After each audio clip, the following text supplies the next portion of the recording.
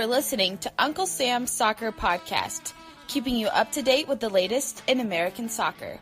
And don't forget to subscribe.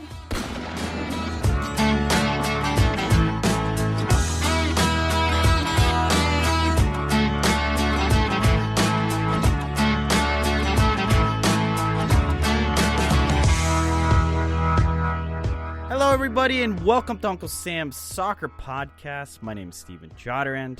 Joining me, as always, is Jake Watroba in Minnesota. It is Sunday, March 1st. I finally felt the sun rays after a long and cold winter, Jake.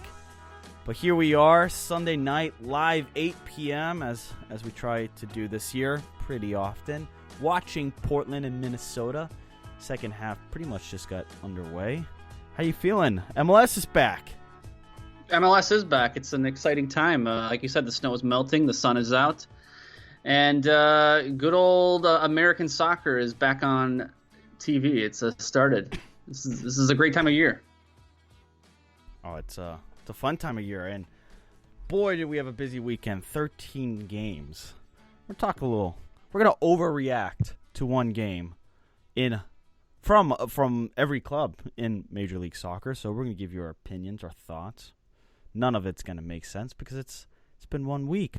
But listeners, check out our episode on the wildfires in Australia. It feels, honestly, Jake, it feels forever ago because we got the coronavirus now to worry about, and the Australian bushfires have become quite irrelevant, but they're still facing devastation, a lot of devastation. So go check it out. We did a fantastic episode. We had brought on wildfire experts, Lustika, who is organizing Football for Fires, and Aleko Eskandarian, who's going to be participating in that. Check that out. And listeners, we have to make a small official announcement. Arman Kafai has left the show. He now he's working for FC Dallas. And lastly, on today's episode, like I said, thoughts to opening weekend, match day 1, plus FC Dallas chat with Dustin Nation, co-host of the Dallas Soccer Show. He's been all over FC Dallas. He recently interviewed Coach Luchi Gonzalez. Plus, MLS has some new selling rules. So, boy, has it been busy. And listeners at Uncle Sam Soccer Pod, send in your thoughts at Uncle Sam Soccer Pod or via email, unclesamsoccerpodcast@gmail.com. And Jake, before we get started, a lot of news regarding this coronavirus, and it just continues to pour in. So, listeners, if you're listening to this as a podcast, news has probably significantly changed. But first case in New York, death toll over 3,000. American Airlines Waves change fees for customers purchasing travel until March 16th. Twitter suspends all non-critical business travel and events because of coronavirus.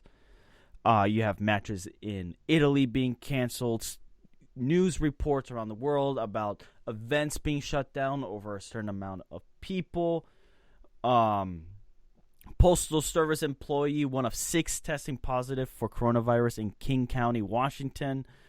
Ecuador confirms 5 new corona cases. Egypt announces second confirmed case of coronavirus. I mean, it just goes on and on and on. And listeners, I want to know from you, is how concerned are you over coronavirus? At what point are you going to the grocery store and buying excess food to for your own good, to make sure you can survive, just in case in Japan they canceled school for a month? Lucky. What? Cancel school for a month. What do you mean, what? Yeah, over coronavirus? How's that lucky? You're trapped inside. Yeah, whatever. I trapped myself inside the entire weekend. It was fine. Okay, but anyway.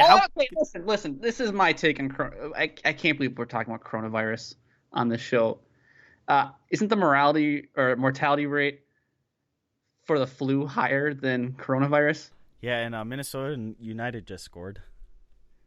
Well, if you're listening to this tomorrow, you know the score. So yeah, well, we're doing this live, okay?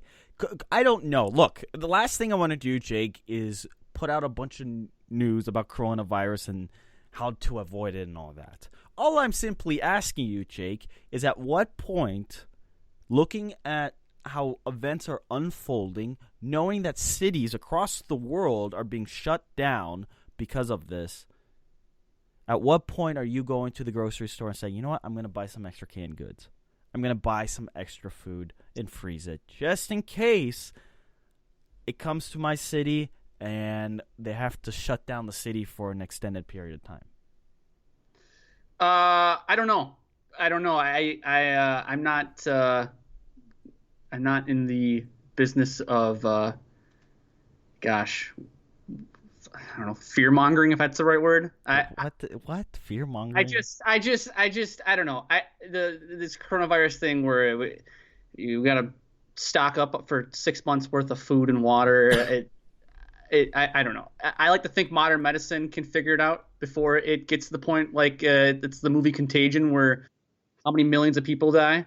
But yeah, I'm at the point where I'm going to Costco and buying up palletfuls of bottled water and okay, I'm not talking about food. pallets. I'm simply saying, look, there might be a case here, wherever you live, where the city gets shut down for a weekend.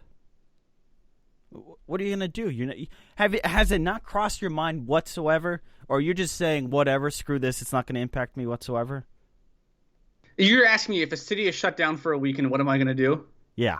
I'm going to do what I did this weekend, which was just play video games for the entire weekend. Okay, which well, is basically good for you, Jake. Video games and MLS. Good for you. Because let me tell you one thing, is every American sports league better have a contingency plan for the coronavirus, because what are you going to do if there's an outbreak of coronavirus and you have sporting events and you have 18, 19,000 people come together, whether it's the NHL, MLB is going to start up, so you're going to have opening weekend. You're going to have, in cases, 40,000 people. I'm just saying it's a little bit of worrying here.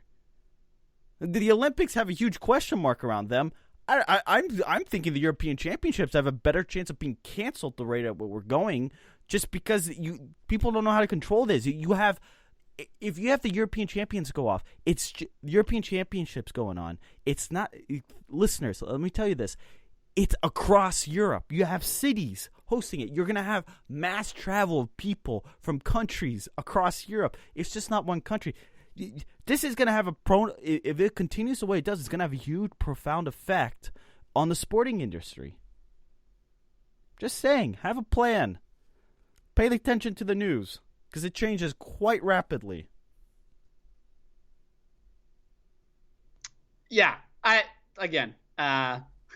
all I'm saying is, if you're going to an MLS game next weekend, don't reconsider because you might catch the coronavirus. Okay, that's the stance I'm taking on this. Okay, this is gonna haunt you big time. Anyway, hey, El Trafico. It'll haunt me big time when 50 million people die in the U.S. But until that happens, I feel pretty good about myself. Okay, well, El Trafico. I meant El Clasico happened today. Real Madrid winning 2-0 over Barca at the Santiago Bernabeu.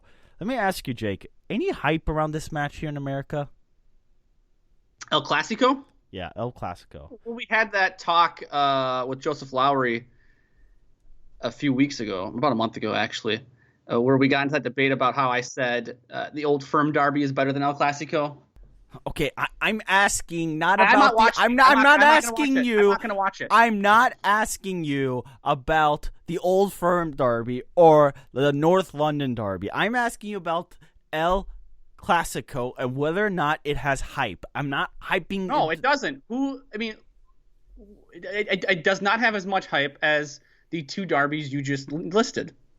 You can say it's Real Madrid and Barcelona. Okay, I don't care about the other derbies. I just want to know providing you with context. That's what I'm giving you right now. It is not ranked as high as the Old Firm derby as North London derby. First of all, no one has BN Sport or whatever stupid channel La Liga is even on. So there's part of the problem. Isn't La Liga going to ESPN Plus? No, that's the Bundesliga. That's Bundesliga. I mean, look, Jake, I don't know. I'm just curious to know, because I think El Clasico, the big draw, wasn't necessarily that was Real Madrid versus Barcelona. It was Lionel Messi versus Cristiano Ronaldo. Yeah, and I saw a promo, and they're doing Sergio Ramos versus Messi, wow, I get Eden Hazard's out, but Sergio Ramos is not getting me excited to watch. It's not a sexy matchup. No, if you're telling me, hey, Real Madrid's playing, you want to watch Sergio Ramos? No, I'll be okay. I don't need to see him break another player's collarbone or dislocate their shoulder or whatever it was that he did to Mo Salah a few years ago in the Champions League final. That's fair. Oh, man. Cristiano Ronaldo was there today. He was in the stands watching. Anyway, listeners, 13 matches. 13 matches, my goodness. Over the course of this opening weekend. A lot of them going on. And listeners, we're going to have Dustin Nation here just on in a few minutes talking about the match against the Philadelphia Union, where FC Dallas won 2-0. Our goal here over the course of the next several weeks is to bring on a bunch of people who are in local markets and just get more insights on those clubs. And Jake, I'm looking at my notes. I can't believe I didn't failed to include this, but Champions League reaction, LAFC. My goodness, what a comeback! And then Seattle really blows it for the entire league. Yeah, I would say so. Losing to Olympia on penalties. I mean, I think that's inexcusable, especially given the fact that you come back home, you have the advantage with the away goals there, and you still are unable to put Olympia away on home turf. And for LAFC, that was just a gutsy performance. I did not think they had it in them to come back down 2-0 against one of the better teams in Liga MX, albeit it was still at home. But I did not think they were going to, put up 3 goals, let alone shut the door down completely on Lyon and get the 3-0 result at home. So, hat tip to them. I think you owe them an apology for saying they are the biggest chokers ever. My apologies, by the way. My apologies, listeners. It's Dustin, not Justin. Apparently somebody told me I've said that twice. Producer's not happy with me. I guess I own an apology to LAFC. I don't know. Did I say they were choke artists? Yeah, you said it last week. All you do is they can't win when it matters. They can't win when it matters. Well, fine. They won this game. And then it mattered. It was historic comeback. Historic comeback, and the team that everyone sits here and never cut out Seattle. They can be dead last on the last day of the season. People are like, well, they'll find a way to make the playoffs. That's fair. And they play a team in Olympia who's not even a Liga MX team, who's not even Saprissa. The next echelon of teams in CONCACAF down there in Costa Rica, and they lay an egg at home. Yeah, they did lay an egg, and it really blows for MLS as a whole, all the people who are supporting an MLS side. Anyway, Montreal versus CD Olympia from Honduras. That is Tuesday, March 10th. Wednesday, March 11th, NYCFC will be at Red Bulls Arena taking on Tigres from Mexico. Club America versus Atlanta United. Now, that match is also Wednesday, March 11th, and that game got way more interesting now that sadly, Joseph Martinez is out with an ACL, torn ACL. Thursday, March 11th, you have LAFC versus Cruz Azul. So, juicy matchups. MLS is represented in every match. Jake, if every MLS team wins here, we will have a guaranteed MLS winner. What are the odds? Well, that would be nice, but I can tell you that's not going to happen. I can tell you Atlanta will not beat America without Joseph Martinez. Yeah. That's not happening. And I told you guys this, or I told you this, I think it was late last week. Montreal Impact has the best chance of making a deep run into the Champions League, given the fact that they play arguably the weakest opponent remaining in the Champions League. I think now it's LAFC. I think they have the momentum. Yeah, I agree. But I think there is a very good chance, though, we could be doing this podcast in 3 weeks and going, well, it's Montreal Impact is the only remaining MLS team because Liga MX what they needed to do against MLS. Yeah. Well, anyway, up next, Dustin Nation of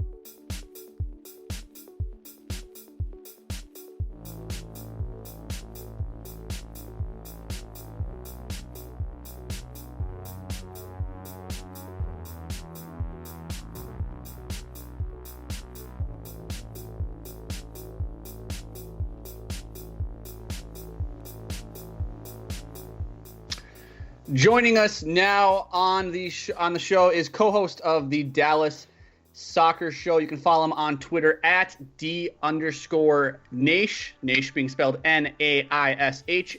It is Dustin Nation. Dustin, what is happening, my friend? Not a whole lot. Just recovering from a good Saturday in Frisco. Yeah.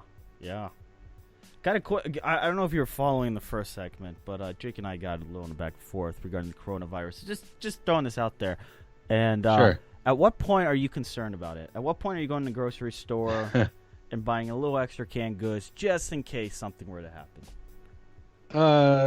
I mean, has it crossed your mind at least? No. Have you started going through the process of building a bunker in your backyard just I'm in not case asking. I'm not the world's asking. ending? Jake, I'm not asking to build a bunker. You're assuming I don't already have a bunker. Yeah, that's true. that's a good point. No, I just remember the Ebola virus, and everybody freaked out about that. And there was a case just 2 miles from my house where they shut down a urgent care clinic, and they had somebody at the hospital 3 miles from the house. And then what came of that? Like 2 people got it, and so I'm not super concerned about it. I'm more concerned about the hysteria than I am the actual virus. That's fair. That's where I'm at. With it. Yeah. Well, this just reminds me of Ebola 5 years ago. Yeah, I just don't swine flu. No, Jake, I just don't think it's the same thing. The science behind the coronavirus and Ebola are just so you different. don't think it's the same thing because you're older now and you are paying more attention to the news cycle than you were when you were 13 years old. Okay, that's what I'm saying. All right, so funny story. Wrapping this back into soccer. Yeah. A couple of my coworkers were supposed to go on a trip to Madrid to meet up with some people to do programming things, and their hotel was right across the stadium, right across the street from the stadium where El Clasico was being played, and they actually canceled the trip for those guys, and they were all going to go to the game.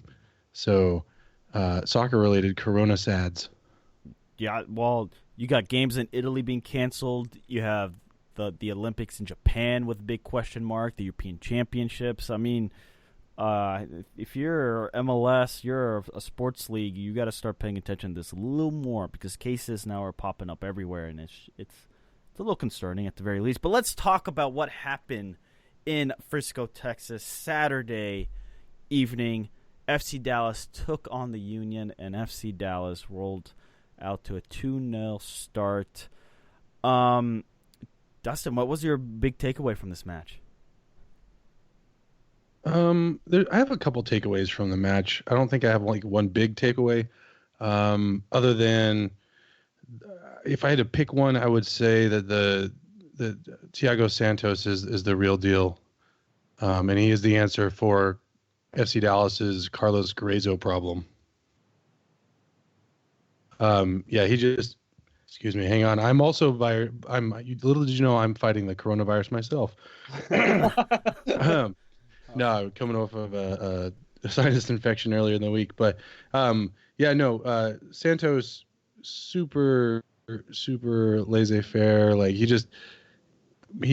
he's calm and collected and just goes about his business. Marshaling the midfield, collecting the ball in front of the center backs, and really just I don't know, you just help keep the danger element down from Philadelphia, especially in that first half. Like I think Philadelphia didn't get a shot off until a shot on goal off until like the 39th minute or something like that, despite having more shots than FC Dallas in the first half. So Thiago Santos is my big takeaway for FC Dallas. Yeah, Jake, I know you Or tuned. Thiago.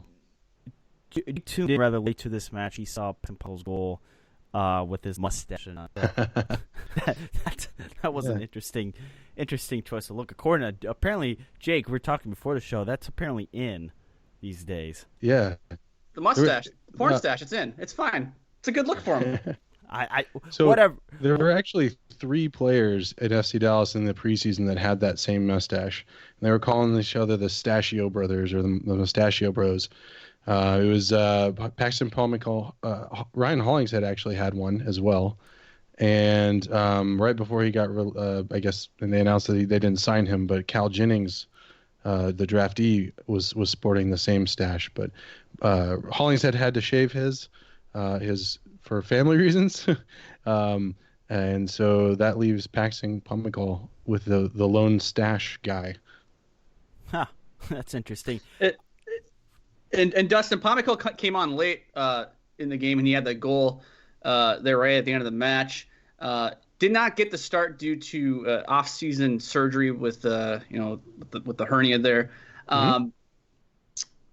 When do you think we will? When do you think we're going to start seeing him making appearances again in the starting 11? I think it'll be a couple weeks, unless something happens with another need for him to fill Jesus Ferreira's role. Ferreira, kind of held that spot all last season. I don't think there's any rush to pull Pomykal back in. I think that, with the sports hernia injuries, you've got to be careful, pulling them back in. If you don't, he's already re-aggravated it a couple times in the off season. So, a lot of scar tissue there. So you want to pull him in carefully and intentionally. And so I would say he probably comes in as one of the earlier subs, if possible, against Montreal. And then maybe he starts entering into the equation for starting 11 in week 3 or 4. Pomykal is the question, right, around this player, is when is he going to start to really add to his goals and assists? And was the talk around Paxton this offseason really saying this could be a breakout year for him? I don't know. I think there wasn't a whole lot of talk about Pomykal other than him getting a bright, shiny new contract in the offseason. I think most people think that last season was his breakout season. And a lot of people think that, goals and assists are Paxton Pomykal's, like, what he needs. I don't totally agree with that. I think that his better helping the playing a little deeper and helping guide the ball between the lines. But he does have those in his bag of tricks. Well, I think what go ahead. Well, I would say, I mean, if you just the first reaction to that goal he scored was, "Oh, it's a Messi-like goal." Yeah, nice and calm. I mean, it was calm. The finish was smooth. The celebration was obviously meant a lot to him. I thought, that's something you have seen more and more from Pomykal. But wow, that was a moment of brilliance. And I think if he can have those magical moments, I think Pomykal can really be a star in this league. I mean, I think oftentimes we look at FC Dallas and the conversation, right, Jake, from a national perspective is, okay, their academy, they're going to focus on youth, and then they're going to sell the players, and that's it. Are they really taken seriously as far as contention for cups? Do they draw attention on television? That conversation doesn't involve FC Dallas. What involves them is youth development, and that's the big thing with FC Dallas. Yeah, and I think the thing that Paxton Pomykal is going to be looking for this season, and the thing that's really going to define him, his season, his future, as far as this 2020 season goes, is just is consistency. Can he continually make a difference throughout the season? Last season, he stuttered a bit in the middle of the season whenever he started getting the opponents were the playbook was hack-a-packs, right? I don't know if you've heard that term. Armand was on your show for a little while, and he used to talk about that. The hack-a-packs thing where the opponent, Paxton Pomykal, gets the ball, you kick him, and he falls down, and that's the playbook. And so the question will be, can he learn from that, get better from it? Can he continually improve and be just consistently be a force of positivity for the team? And if so, then I think all the things you just said about him and his outlook and his future are right on. I think if he has trouble with consistency, then we might have this conversation, same exact conversation again next year. Dustin, can you talk about how good Zdeněk Ondráček has been for FC Dallas since the second half of last season? Cobra. Yeah. Ondráček is, I mean, it's hard not to say, like, just look at his numbers and just feel how important he was to FC Dallas last season, and it continues to be this season. And it's not just the goal numbers, to be honest. I'm thinking, like, one of his most important moments of the night to me was last night whenever, I forget, I think it was Philadelphia's who was the player, bear with me, Sergio Santos kicked Jesse Gonzalez when he had the ball on the ground, and who was the first player back to I guess police and sheriff the situation? It was Zdeněk Ondráček. The guy will fight for the team in any way that he has to. And it's kind of infectious in the locker room, and it's infectious amongst the fan base. And it's really hard not to like Zdeněk Ondráček. And I think the question for him was coming into the season is, can he sustain the goal scoring numbers that he did last season? And you look at his numbers, and a lot of them came against teams that weren't necessarily great, but they're goals. Goals are goals, and to like John Madden type quote, you can't win games without scoring goals. So yeah, Ondráček's super important to FC Dallas, and he will be. We don't know what it's going to look like down in June whenever Franco Jara comes in, but or I guess that'd be July, and June is when Ondráček might be going to the Euros. So I mean, I don't see FC Dallas doing super well without Cobra doing well. So what's really interesting is he's 18 games played in his MLS career, 8 goals, 2 assists. Those are great numbers. But what I find fascinating about this team is they pushed Seattle last year in the playoffs, right? Yes. They pushed them. Now, what the conversation around this team heading into this season was virtually non-existent.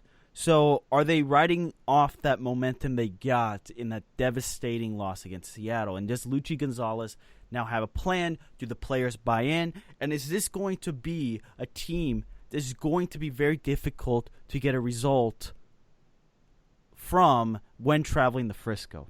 And I think FC Dallas can make decent enough noise in the West where they're not hovering for the final playoffs position, but more in that 4 or 5 seed area. Yeah, no. I talked to Lucci a couple of weeks ago, and he's really big on family, right? And the whole team is on board with that. Everyone's bought in. They're willing to fight for each other, and that is what they took out of that Seattle match. Is that they didn't give up. They fought to the end. They gave every last thing that they had, and the team is bought in. They know the holes that they had. They're very happy with the players they brought in.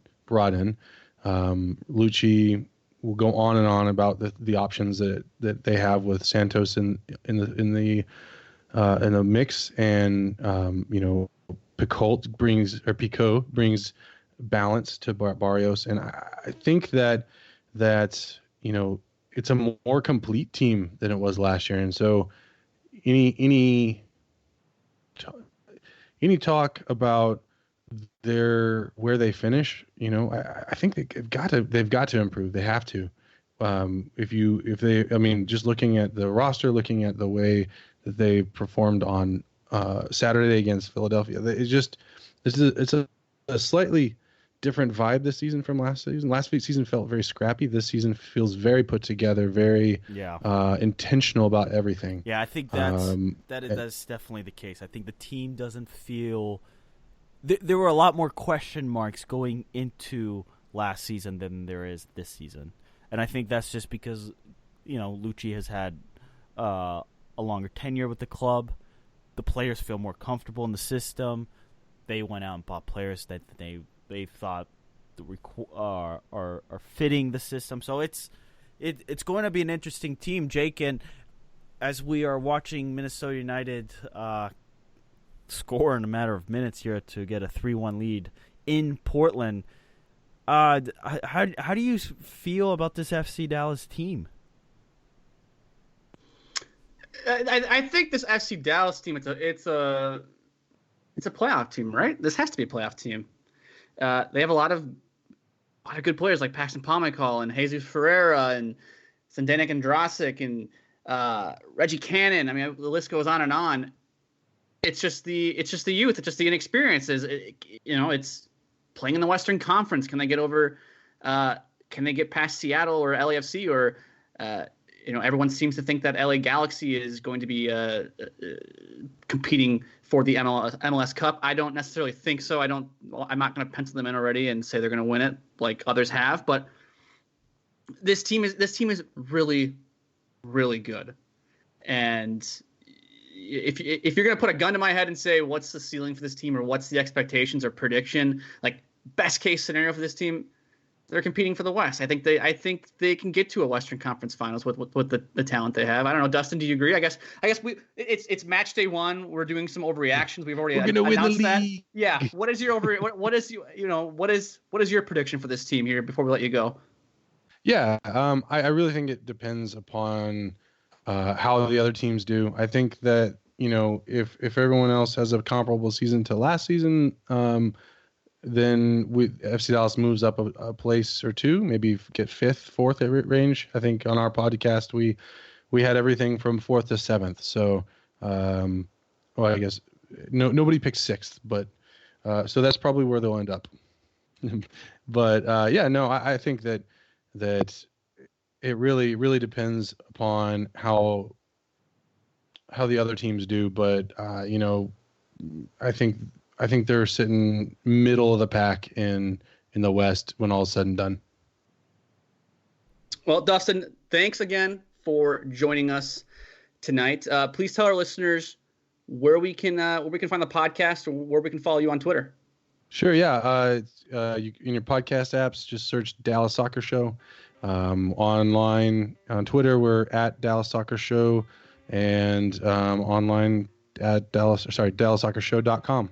So, great. Well, there you have it, We Dustin. appreciate Thank you. Yeah, appreciate it. anytime, gentlemen.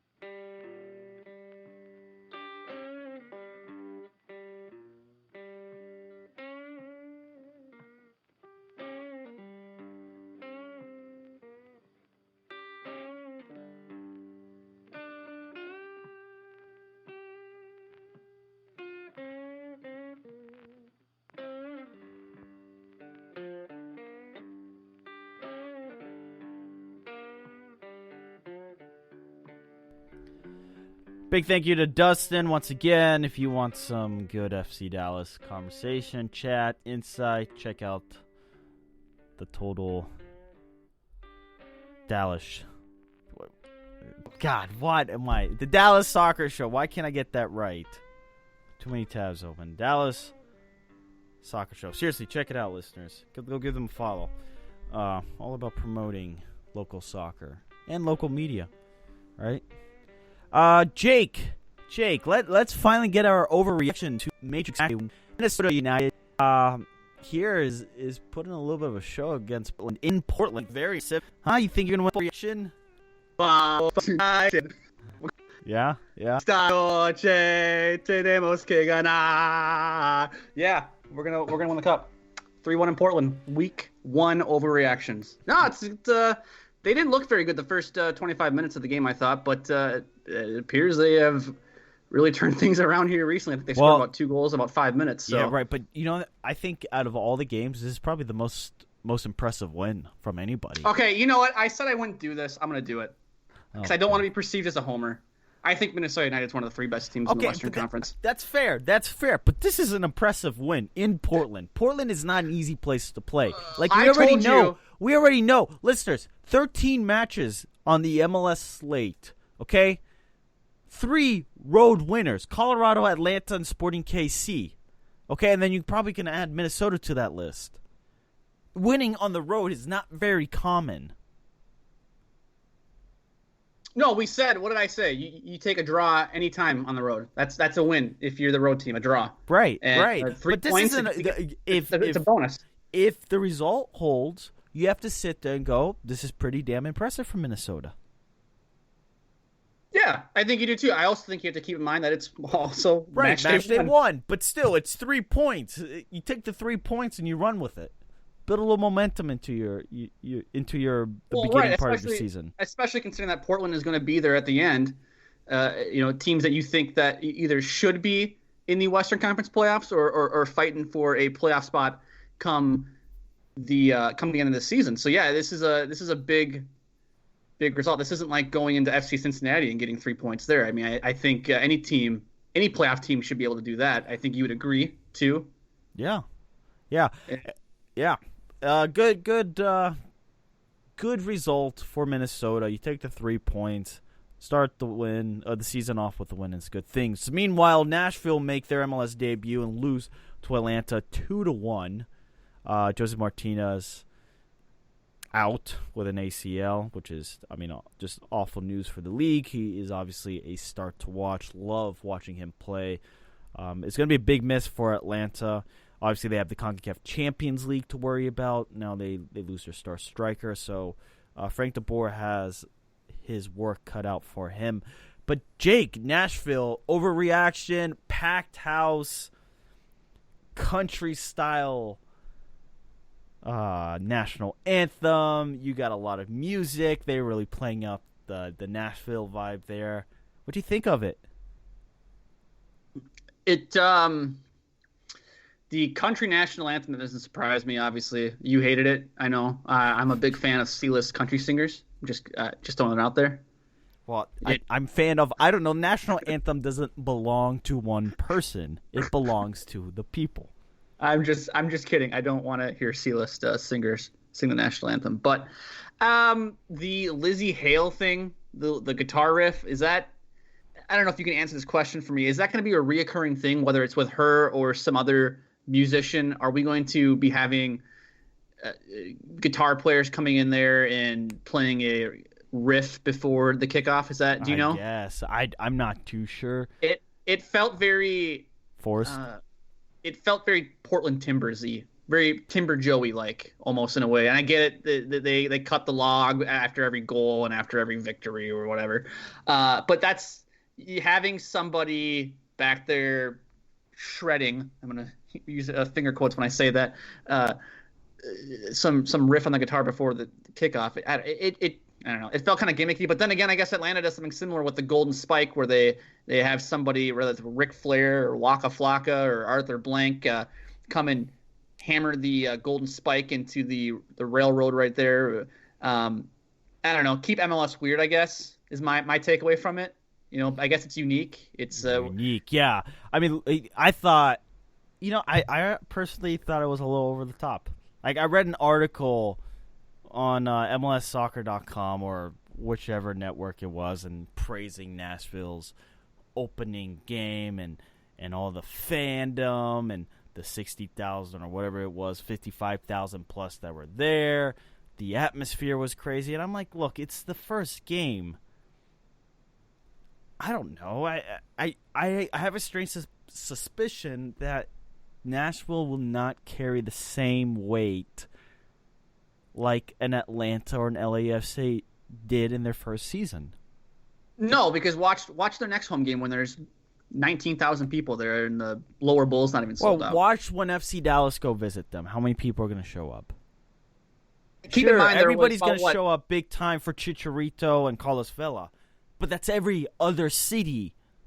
Okay, so it's whether or not Nashville could, sustain this trajectory. On the field, their play was moments of good moments, and there were bad moments. I think Inter Miami also had the same problem, where it was sloppy and awful at times versus LAFC, and then they had moments where they really they fought LAFC and went into the best team from last season over the course of the regular season, but ultimately didn't win the cup. They fought hard. Nashville, I think, fought hard, but it's match day one, so it's kind of hard to make any long-term prediction with these, especially with Nashville and Inter Miami, one being at home, the other being on the road, playing two top teams. No, I think you're right, Steven, although I think Inter Miami is probably set up to be better in the long run than Nashville is, at least for this season. I was impressed, I guess, if you will, with Nashville. I thought that Atlanta was going to win by multiple goals, and the fact that they only won 2-1. I mean, Nashville didn't feel like they were overmatched.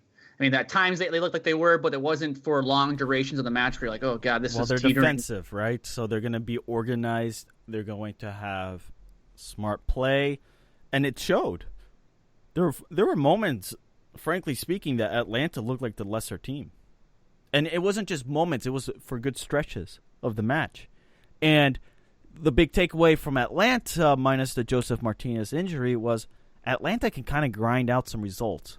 And that's a good thing. Remember the big talk last year at the beginning of the season, and particularly their results under Frank de Boer? I mean, how many people asked for him to get sacked? How many people were calling for Frank de Boer's head? A lot. I think a couple hosts on this show last year were even had their hands up in the air, like, what are they doing? Right. Because you watch them last year, under Frank DeBoer, and then you go a year before that under Tata Martino, and it's like, wow, this under Tata, this team is fun. They're exciting. Watch. They're must watch. And then under DeBoer, it's boring, pragmatic. They just get a goal. Now they're going to sit back and be defensive, and it's not attractive. And remember the players. The players. Out, you had LGP. He wasn't very happy. Martinez wasn't happy at times. No. There were multiple Pity. Him and Pity went quiet a bit last year. I'm actually surprised Pity Martinez is still on Atlanta United. To be honest with you, I thought he would have been gone. I thought he was going to be gone. But look, they have CONCACAF Champions League to play now. Can Pity and Barco step up? Especially Pity? Can he live up to the billing? They spent big on him. Can he not necessarily replicate Martinez, but can he fill in some of that shoe and take the burden off the other whoever 10 guys on the pitch is?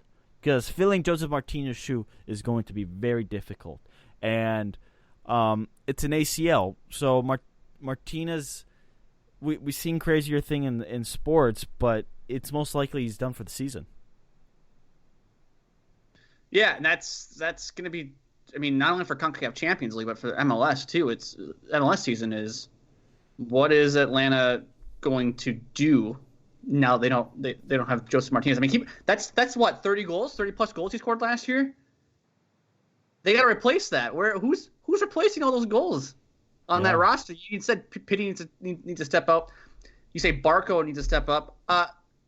Barco might not even be on the team come the summertime when the transfer window in Europe opens up in July. He might not even be on the team. He might get sold. He might be in England or Spain or Italy or wherever. So who's scoring the goals for Atlanta? I almost wonder if Atlanta's going to start playing like Nashville does in a way where. Well, yeah. So we're going to be. I mean, Atlanta's already pretty defensive, but I almost wonder if they're going to be even more defensive, where they're just going to sit back and absorb pressure and try to hit teams on the counter now. It's a huge loss, and there's really no silver lining. But if there is one, right, you would say, okay, it's early on in the season, so they have time to figure out a system that they could be successful in and under Frank DeBoer. Well, you'd hope, right? You would hope. All right, moving on. Thierry Henry continues to have a good week after moving on in the CONCACAF Champions League. They beat Bruce Arena and the Revs 2-1 in Montreal. Look, I don't know what Montreal's ceiling is or whether or not they can even make the playoffs, but this is good momentum for Thierry Henry, right? He's coming over from Europe and having some disastrous spells with Monaco. So this is a good thing if you're Major League Soccer. You want Thierry Henry to be somewhat successful. You want Montreal to be successful. You need a team to rival Toronto in Canada.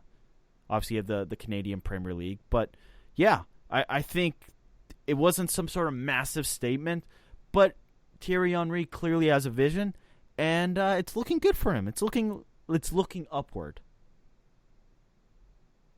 He gets survives and advances in the CONCACAF Champions League on short rest against the Revs, a team that everybody perceives to be a playoff team, a team that should be vying for at least a home playoff game in the Eastern Conference come October.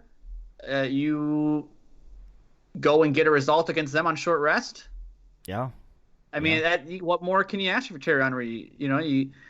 I think so far so good if you're a Montreal Impact fan. Listeners, we're not going to get to every game. Just that's a heads up. Meanwhile, in San Jose, they rescue a point at home versus Toronto with a spectacular banger from Oswaldo Alanis. Is that how you pronounce it, Jake? Correct me now. Alanis? Oh, there you go. That's Uncle Sam's pronunciation of last names. We butcher every. I think it's Alanis. Alanis. What a spectacular goal it was.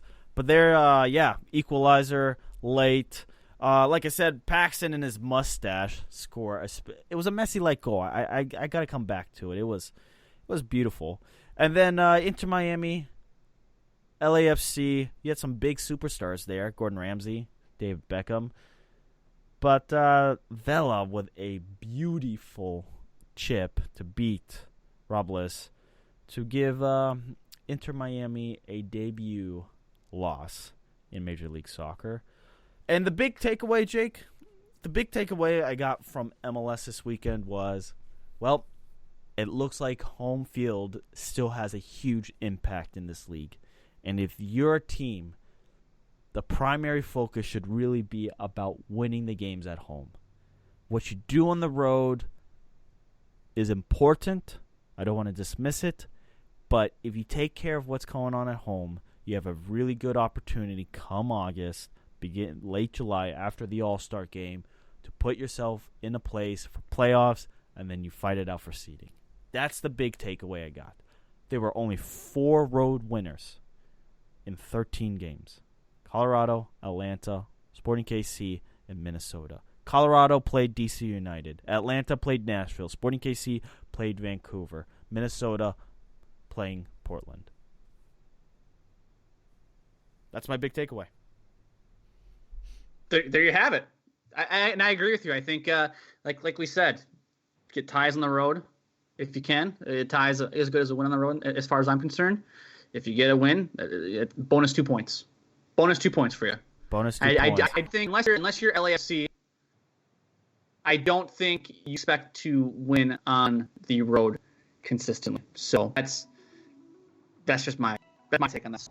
But anyway, let us know what was your biggest takeaway from this weekend. We're gonna make this our question of the day at Uncle Sam Soccer Pod. What was your biggest takeaway from match day 1 in MLS? We'd love to hear it. Like I said, on Twitter at Sam Soccer Pod, or email at Uncle Sam Soccer Podcast at gmail.com. Send us your thoughts and your questions and concerns. Coming up next, we are going to be talking about the new MLS rules as it pertains to selling players overseas. Stay tuned.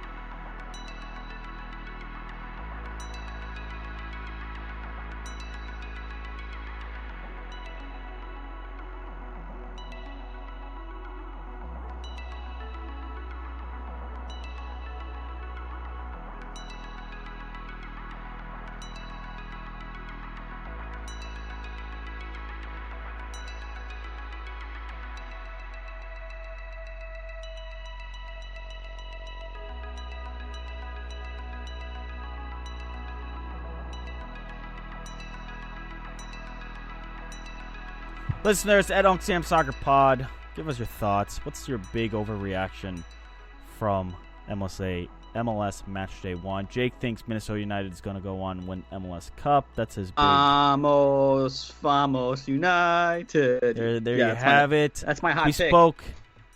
Yeah, that's very hot. We spoke with Dustin Nation, co-host of the Dallas Soccer Show, All Things FC Dallas. Big shout out, big thank you to him.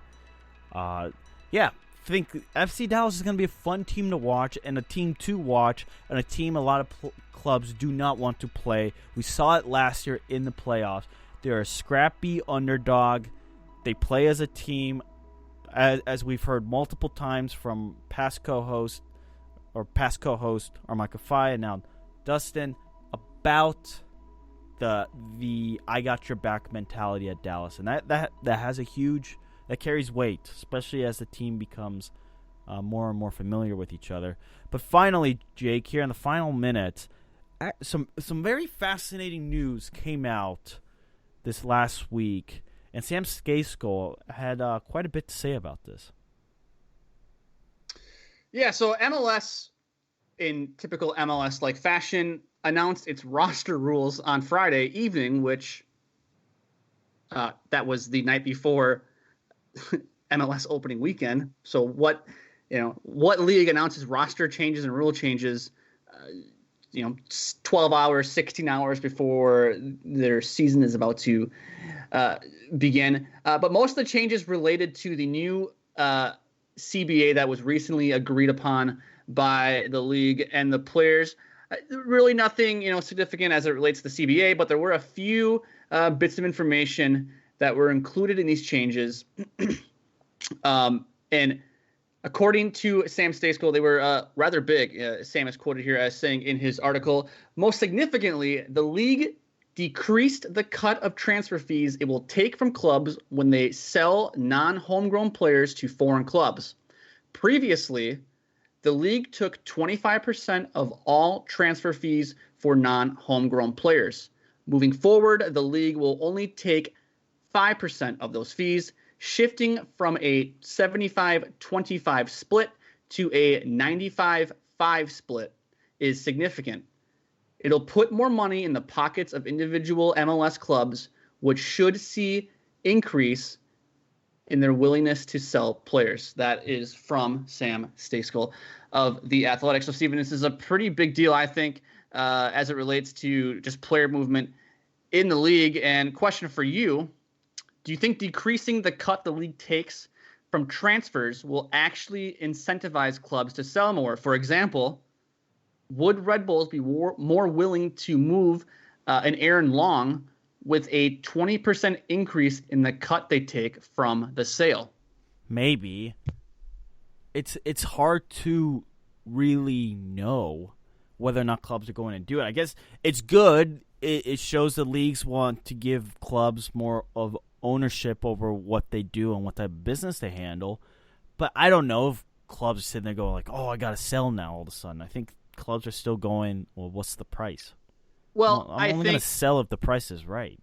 Well, I think if the league is if in the previous 75-25 split, I think clubs knew that, well, we're not getting 25% of this cut, so the transfer fee needs to be 25% more than probably what the market value is, if you will.